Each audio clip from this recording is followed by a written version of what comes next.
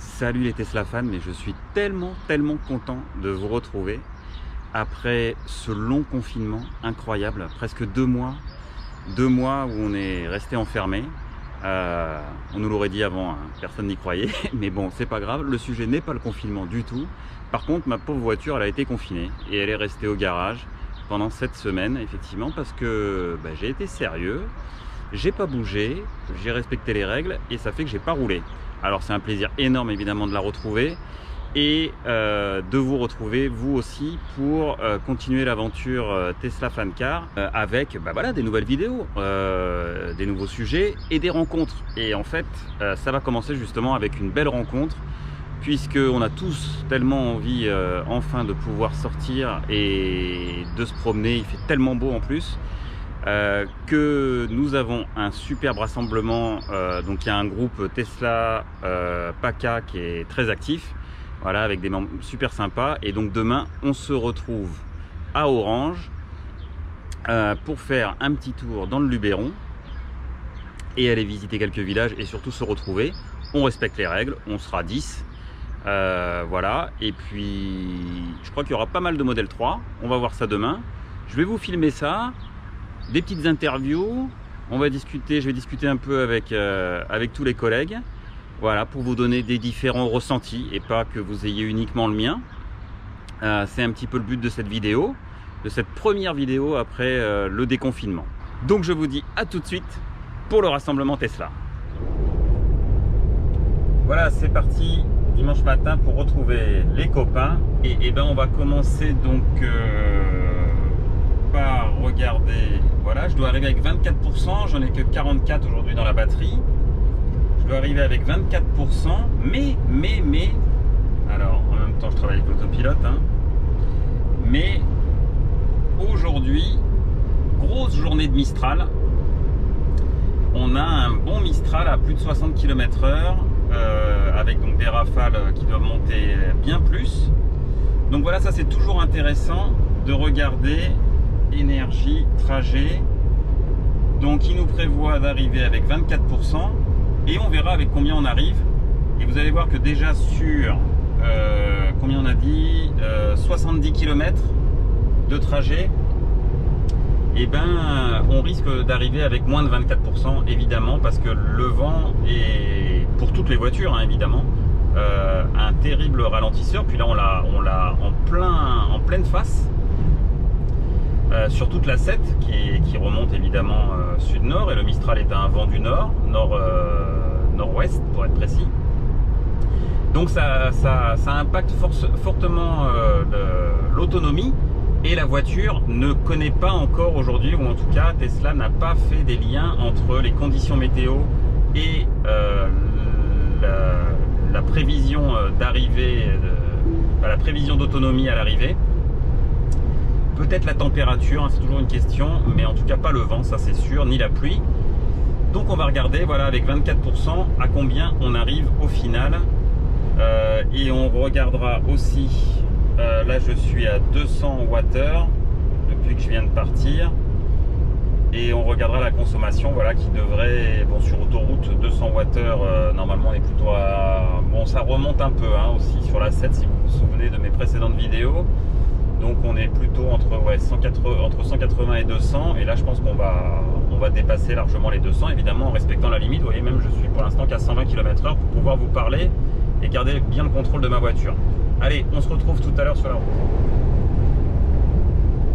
Et ça souffle bien fort aujourd'hui. Alors ça y est, je ne sais pas si vous voyez, mais devant il y a Daniel et puis devant il y a deux autres Tesla blanches. On a commencé à se rassembler.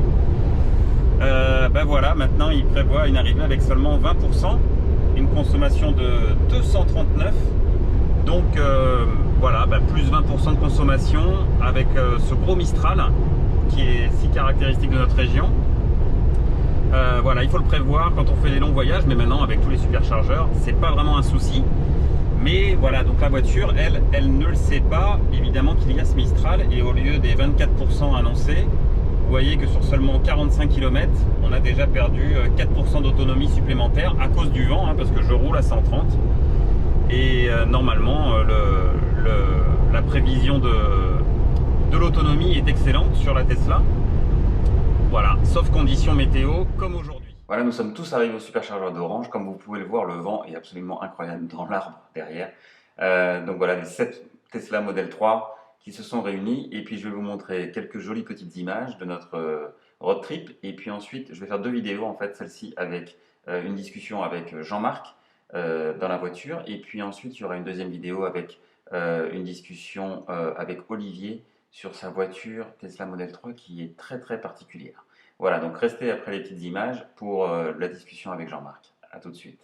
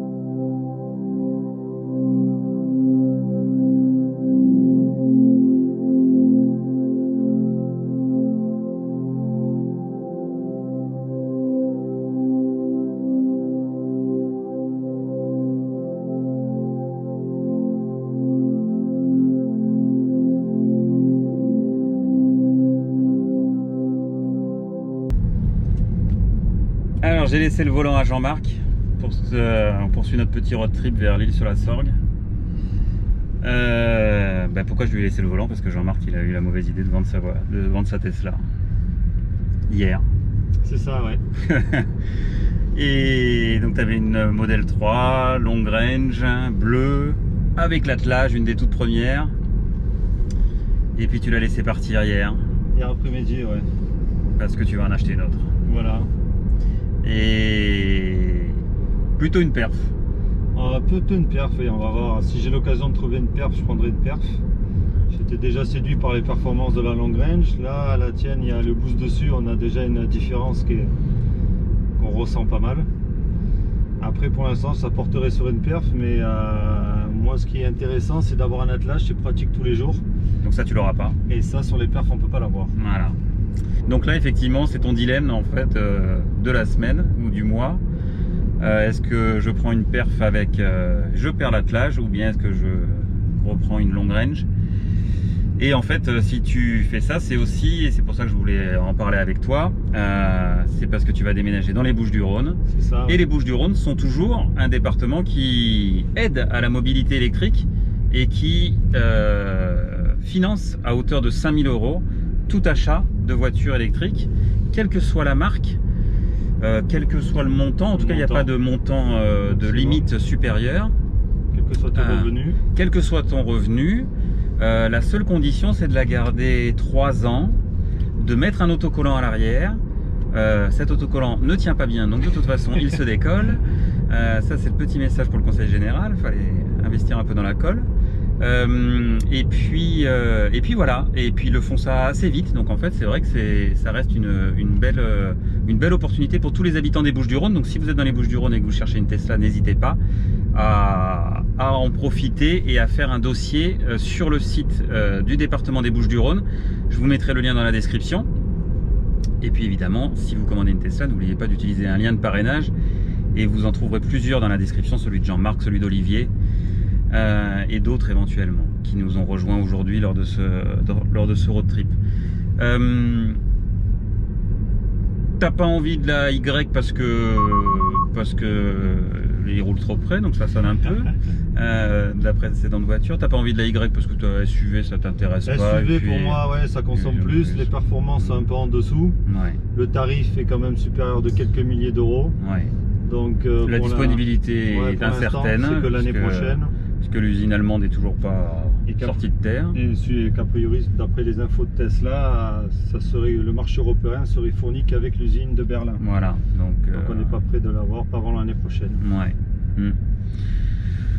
Donc tu restes sur Model 3 pour l'instant et ça te va bien. Alors ce que tu me racontais tout à l'heure quand on roulait ensemble, c'est... Bah oui, c'est vrai qu'on est tous des ambassadeurs de la marque parce que en fait ces voitures, alors ça paraît prétentieux, vous pouvez en douter quand vous n'en avez pas conduit, elles sont vraiment fabuleuses quoi. Et toi tu es un grand passionné de voitures, tu en as eu 36 36 oui, en 15 ans. 36e, c'est donc la Tesla était à 36e. C'est ça, ouais. Et pour la première fois tu vas reprendre la même.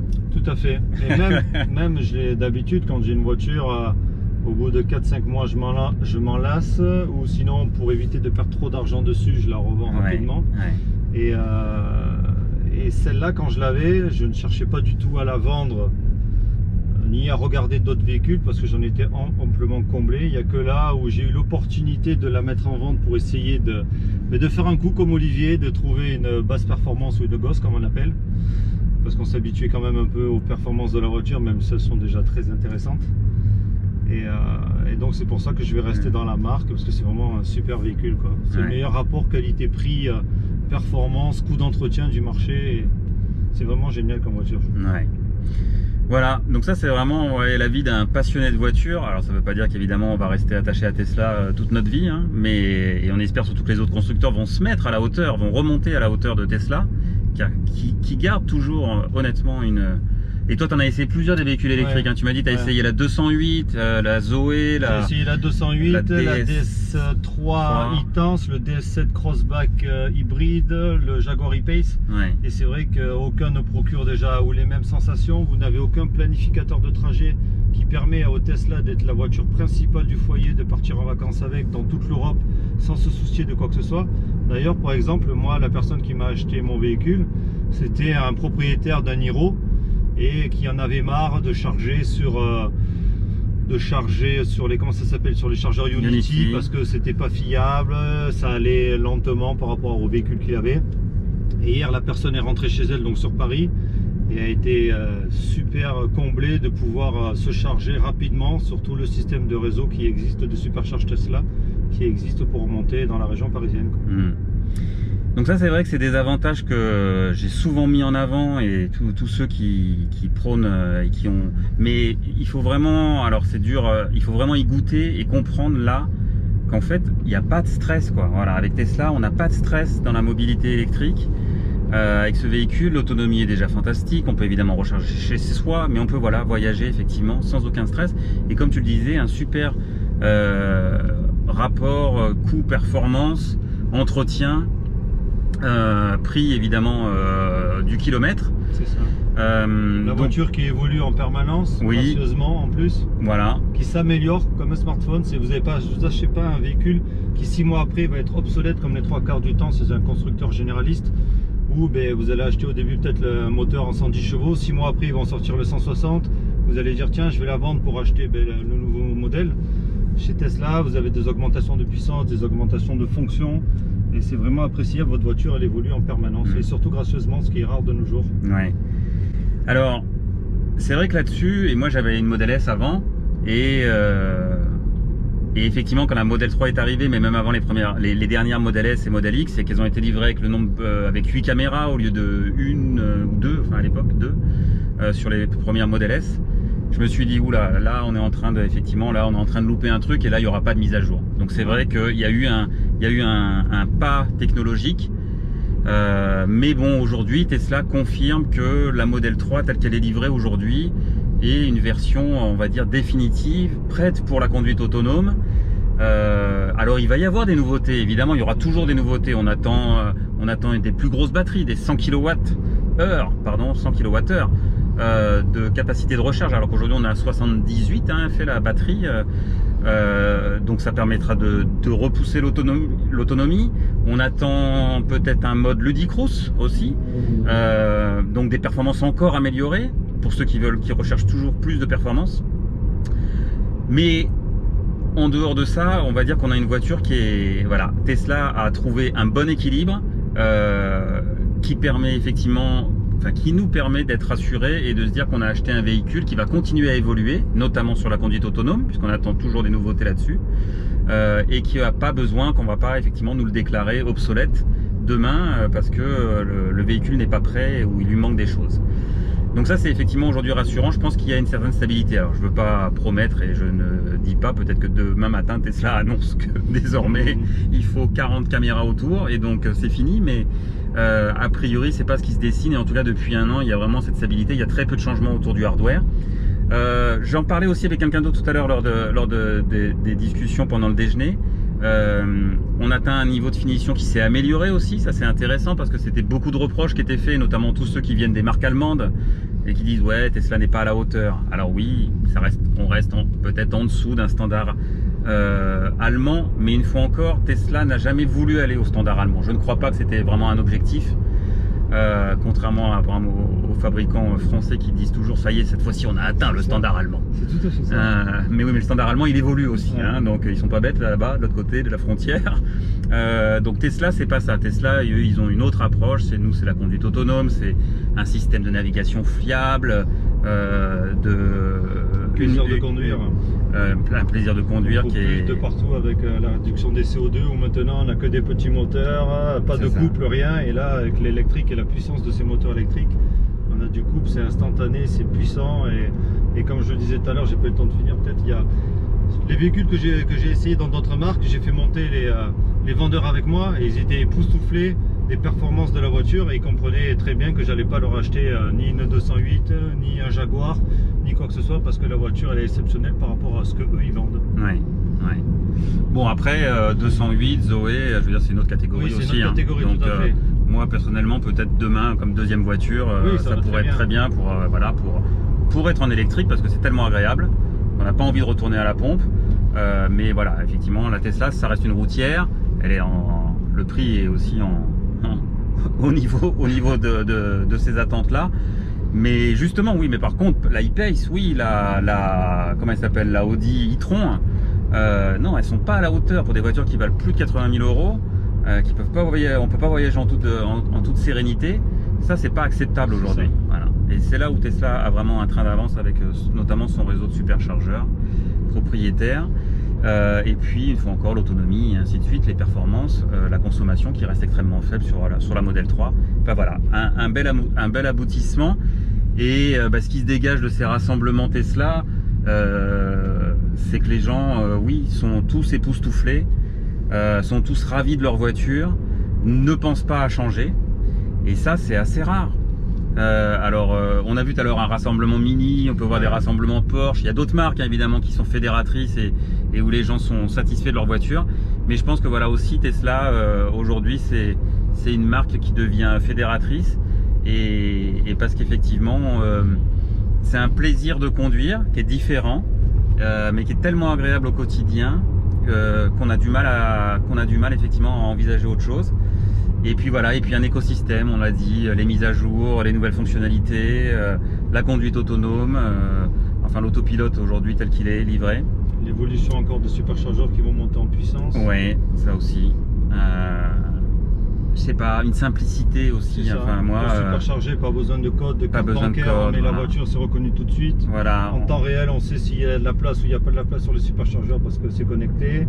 Quand les hôtels sont fermés via le problème qu'on a avec le Covid, on a accès quand même à certains parkings où il y a le code d'accès du portail qui est rentré dans le véhicule.